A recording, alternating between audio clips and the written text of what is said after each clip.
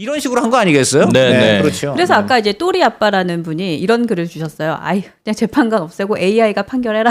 뭐 이런 글을 주셨어요. 아, 진짜 AI가 이제 가는 게 정말 맞는 것 네, 같습니다. 네, 진짜 네. 그런 것 같아요. 아, 그래서 네. 제가 이 판결문을 분석하면서 이제 맨 마지막에 떠오른 생각은 이거였어요. 이게 누가 봐도 너무 기교적이고 네. 사실은 좀 어떻게 보면은 나중에 이게 판결문이 다 기록으로 남기 때문에 네. 본인한테 어떻게 보면은 부끄러울 수 있는 이 판결문인데 도대체 왜 그렇죠. 이런 판결문을 썼을까? 그렇죠. 저는 그것에 대해서 굉장한 의문이 생기더라고요. 한번 그래서 법조인이시니까 의문에 대한 나름의 가설 한번 말씀해 주시죠. 왜 그랬을까? 그냥 법조인이시니까. 그러니까 뭐 자꾸 뭐 이전에 봤던 드라마가 생각나고 네. 막 그런 것들이 있는데 무슨 드라마? 뭐 제가 영화에 이어서? 네, 뭐 드라마가 생각하고 뭐 그런 것들이 있는데 네. 뭐 그거는 그냥 정말 이게 너무 추측의 영역이기 때문에 근데 예, 이거는 말하지 약간 그 않겠습니다. 판결문의 수준을 네. 보면서 또 형량을 보면서 법조인들이 이제 좀 법 형량이라든가 재판 전략을 잘 짜는 법조인들이 있거든요. 네. 이런 그 분한테 제가 한번 물어봤어요. 그랬더니 이분 얘기는 이게 이재명 대표한테 굉장히 안 좋은 거래요. 이게 지금 이제 2심에 뒤집어진다. 요거 네. 지금 예측과 잘 관련된 얘기인데 네. 이 만약에 정말 이재명 대표한테 좋으려면은 한 뭐 100만 원, 200만 원 벌금형이 내렸으면 좋았다는 거예요.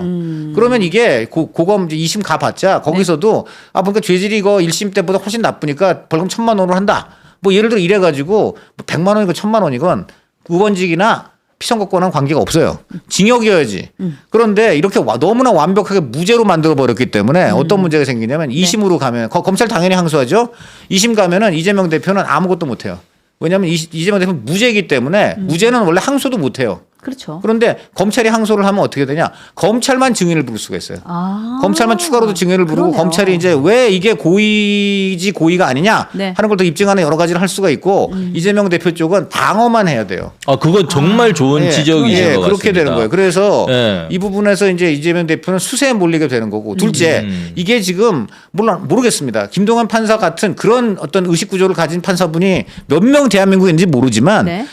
저는 여러 군데에서 들은 얘기가 판사 19은 저렇게 판결 안 한다는 거예요. 자, 그럼 2심에서 그러면 정말 또 한 번. 자, 지금도 10% 판사만 됐다는 얘기인데 2심도 그럼 다시 10%? 그거는 굉장히 확률적으로 어려운 문제예요. 차라리 90% 중에 있는 판사 중에 될 가능성이 높고 네.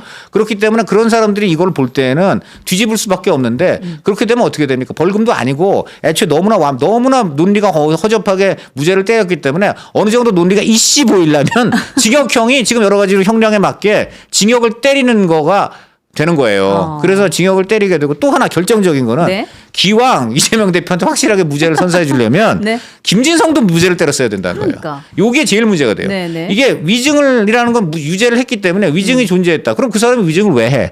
그 사람이 뭐 때문에 해? 유일한 이유는 그 사람이 동기가 없어요. 그러니까 그 사람이 유일한 이유는 교사를 받았기 때문에 하는 거예요. 네. 약자로서 강자한테 네가 이거 안 하면 나중에 여러 가지 불이익이 있을 거야 해서 내가 지금부터 얘기하는 대로 해. 내가 지금 보내주는 변론 요지서 봐.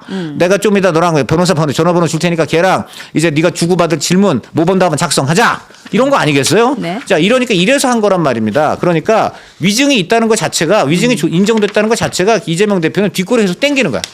위증도 없으니까 위증교사도 없어야 되는데 위증이 있으니까 위증교사는 다시 이건 있었어. 라고 2심에 뒤집을 가능성이 굉장히 높아진 거예요. 이런 이유들 때문에 네. 오히려 어떤 분은 아주 요거는 그냥 좀 짓궂은 해석인데 네. 할 거잖아요. 아니 김동완 판사는 네. 이른바 뭔지 모르겠으나 자기 보고 좀 반드시 이재명 무죄 때려 달라고 하는 뭐 팬들이 있는지 누가 있는지 모르겠는데 네. 그런 분들한테는 나 할 일 했어 하고 한 다음에 2심에서는 100% 유죄가 나올 거니까 난 판사로서의 양심도 지켰어. 지금 이런 고도의 전술을 구사했다라고 하는 이런 분도 있는데 결과적으로는 그래요. 그러니까 네. 저는 이거는 사실 어떻게 보면 너무 꽈서 생각하는 것이고요. 왜 이런 해석까지 나오냐? 판결문이 너무 황당하니까 상식에 너무 부합하지 않으니까 이게 상식에 부합할 수 있는 무언가 있을 거야를 꼬리에 꼬리를 물고 생각하다 보니까 그런 얘기까지 나오는 거예요. 이 자체가 비극이다. 제가 이제 지금 아마 이 네. 판결문을 보면 이 판결문 재판부 설명 자료를 제가 보면서 네. 이게 뭐가 느껴졌냐면 굉장히 따뜻한 마음이 느껴졌어요. 이재명 대표에 대한 굉장히 따뜻한 마음. 측은지심. 네, 이런 게 막 느껴졌는데 네. 아니 그러면 그 따뜻한 마음의 연장선이라고 한다면 네. 당연히 그 김진성 씨에 대해서도 무죄를 했었어야 되겠죠. 저는 근데 그렇죠. 그게 왜 뭐. 무죄가 안 나왔는지를 제가 설명을 드릴게요. 그렇죠. 우리가 이제 공판 절차에서 검사가 공소장을 이렇게 읊잖아요. 네. 뭐 피고인 1은 어쩌고 저쩌고 피고인 2는 어쩌고 저쩌고 이렇게 읊으면 그렇죠. 네. 그게 대해서 그 다음에 이제 변호인 측에서 하는 거는 공소 사실을 인정하는지 공소 사실을 부인하는지 그 절차가 그 다음에 바로 나옵니다. 그렇죠. 그러면은 김진성이라는 사람은 자백을 했잖아요. 네. 그러면은 검사의 공소 사실에 대해서 공소 사실 인정합니다라고 얘기를 해요. 그렇죠. 네. 그러면은 검사 공소장 읽고 공소사실 인정한다 그러면 그거는 자동으로 유죄인 겁니다. 유죄.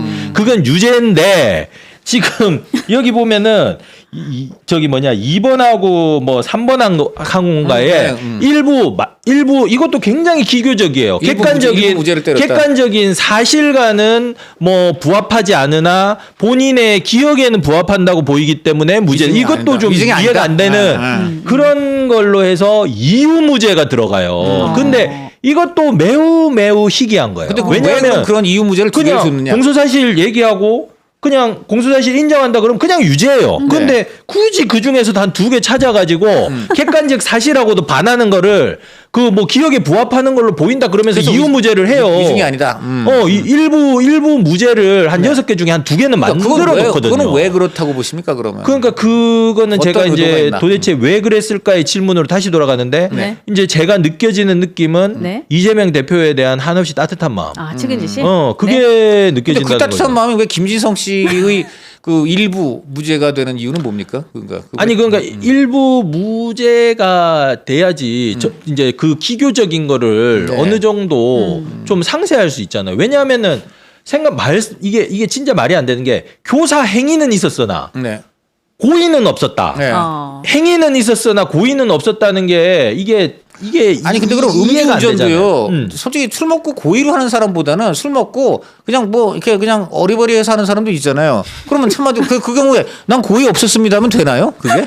아니 그러니까 음주운전이 이게 고의 심신미약이라고 지금 얘기하죠. 제가 이제 이 말하자면 대한민국 사법 시스템 쪽에서 네. 이거는 항소심에서 반드시 자정작용이 일어날 거라고 생각하는 게 네. 이 판례가 네. 대법원까지 올라가서 확정이 되면요. 네. 대한민국 형사사법 시스템이 아마 제대로 굴러가기가 그렇죠. 네. 힘들어질 겁니다. 아니, 그렇죠. 지금 드론키 네. 님이 이런 얘기 하셨어요. 김진성 씨 그냥 가만히만 있었으면 무죄 나왔네. 이게 정답이죠, 그러면. 그러니까 죄를 뉘우친 사람은 아니 그러니까 무죄가 가만히 나오고. 있었으면 네. 무죄를 다퉈야지 무죄를 나오죠. 그러니까 공소 사실은 네. 인정하거나 부인하거나 둘 중에 하나밖에 없어요. 그러면 공소 사실을 인정합니다라고 하면 더 이상 뭐 할 게 없죠. 네. 공소 사실을 부인합니다 그러면은 그게 위증이 아니라는 거를 또 변호사들이 열심히 해서 또 증인 신문도 하고 막 이런 걸 해야 돼요. 네. 근데 만약에 저 댓글대로 이제 하자면은 네. 가만히 있는 게 아니고 이재명 대표하고 스탠스를 같이 해서 무죄를 다퉜으면 네. 아마 무죄가 났을 가능성이 있겠죠. 자, 근데 지금 이 김진성 씨도 이번에 항소를 한다는 거예요.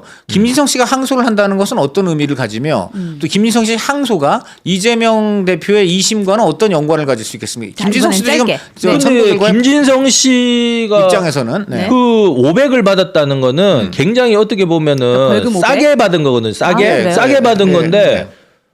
본인이 저기 항소한다는 것은. 저기 자백을 했잖아요. 그렇죠. 자백을 했다는 거는 내가 죄를 받겠다고 다 인정을 한 거고 뉘우친다. 500이 그렇죠? 나왔다는 거는 그게 대해서 굉장히 싸게 나왔는데 네. 제가 그거는 행위는 잘 이해할 수 없지만 한 가지 가능성을 보면 500이 너무 비싸서 그거예요? 500이 너무 비싸서 조금 더 싸게 해달라고 그 이유 말고는 저는 이해가 안 돼요. 아니면 이재명 대표가 위증교사 무죄를 받은 것 때문에 이거는 좀 말도 안 된다. 저는 그렇게 봐요. 네. 그런 것이 연관돼서 아니 할수 근데 있을까요? 자기가 뭐 예를 들면 유죄를 그거하고는 상관이 없을 것 그거하고는 같은데 상관이 왜냐하면 없죠. 검사가 항소를 해서 충분히 그 부분에 대해서는 할 수 있기 때문에 네. 이 말하자면 500이 나온 부분에 대해서 항소했다는 거는 그 항소 취지를 봐야 되겠지만 네. 그게 뭐 무죄를 다투는 근데- 아니 그러니까 우리가 항소 이유가요. 그렇군요. 무죄를 다퉈서 항소하거나 네. 아니면 형량이 나와서 형량이 너무 세서 항소하거나 그 두 개밖에 없어요. 그렇죠. 네. 그러니까